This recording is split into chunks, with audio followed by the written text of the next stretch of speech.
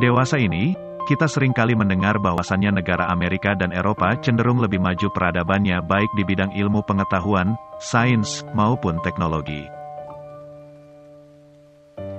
Apakah benar bangsa Eropa lebih cendekiawan dibandingkan dengan umat Muslim yang jumlahnya saat ini 25% dari total penduduk di seluruh dunia, meskipun di Eropa dan Amerika juga terdapat umat Islam yang jumlahnya relatif lebih sedikit? Sebenarnya, bukan karena umat Islam tidak mampu menciptakan berbagai macam teknologi maju. Sebab kalau kita teliti, tidak sedikit di antara umat Islam yang cerdas, pandai serta berstatus ilmuwan, contoh yang paling mudah di negeri kita sendiri. Kita punya Profesor B.J. Habibie, yang pakar di bidang pembuatan pesawat terbang. Dahulu beliau sudah pernah membuat banyak berbagai jenis pesawat terbang. Kepakaran beliau sangat dihargai oleh para ahli di Eropa, bahkan pabrik pesawat terbang di mancanegara pun mempercayakan pembelian spare part dari negeri kita. Kalau bikin pesawat terbang saja bisa, tentu kalau sekedar bikin mobil atau motor bukan perkara yang sulit, tapi lantaran pergolakan politik, nyaris semua terobosan itu bubar jalan. IPTN atau PTDI berubah dari pabrik pesawat menjadi pabrik panci. Kita tidak pernah punya mobil nasional kecuali hanya membeli dari luar dan diganti mereknya. Kita juga punya ahli di bidang IT semacam Pak Ono W. Purbo dengan ide cemerlangnya. Misalnya tentang akses internet murah buat seluruh bangsa Indonesia, di mana sekalian bisa digunakan untuk bertelepon ke seluruh dunia 24 jam tanpa biaya. Sayangnya orang seperti beliau malah tersingkir.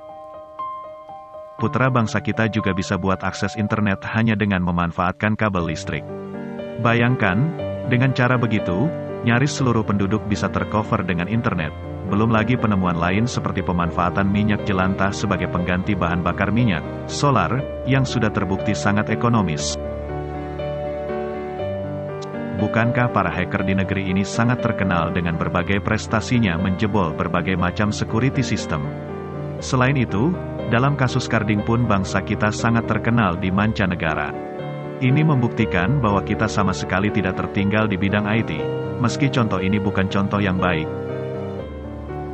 Dan yang paling menarik adalah pernyataan Profesor Kusuma Dinata, mantan guru besar geologi ITB dan pemimpin tim eksplorasi blok Cepu dari HPG. Proses penelitian sampai penentuan titik lokasi bor ladang minyak Cepu adalah 100% dilakukan sumber daya manusia Indonesia sendiri. Mobil Oil hanya menelaah ulang hasil jerih payah penelitian ini, dan akhirnya menyetujui untuk melakukan pengeboran. Itu artinya bahwa SDM bangsa kita sebenarnya sangat mampu untuk melakukan eksplorasi sendiri di bidang perminyakan, tidak perlu bergantung kepada bangsa lain. Pendek kata, kita sesungguhnya pandai dan kaya dengan beragam terobosan di bidang iptek. Tapi yang seringkali menjadi kendala justru pada masalah kebijakan pemerintah. Orang menyebutnya goodwill dari yang punya kekuasaan.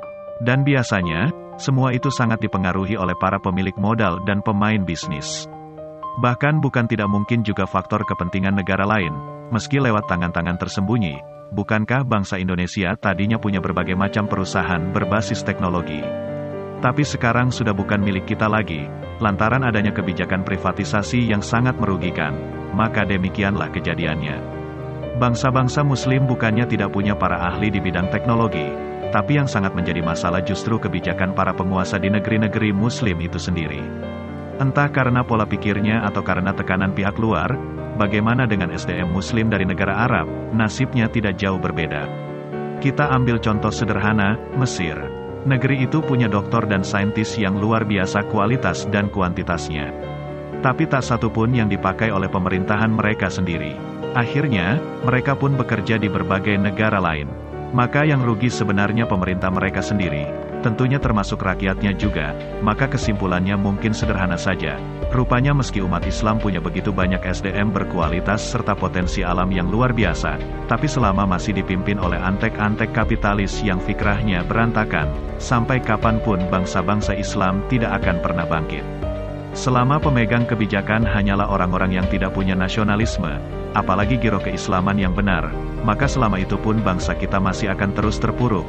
Sayangnya, yang namanya penguasa itu tidak hanya melulu direpresentasikan oleh sosok presidennya. Tetapi lebih luas dari itu, sangat ditentukan oleh sistem yang sudah dibentuk sejak merdekanya negeri ini. Wallahu a'lam bishawab. Wassalamu alaikum warahmatullahi wabarakatuh.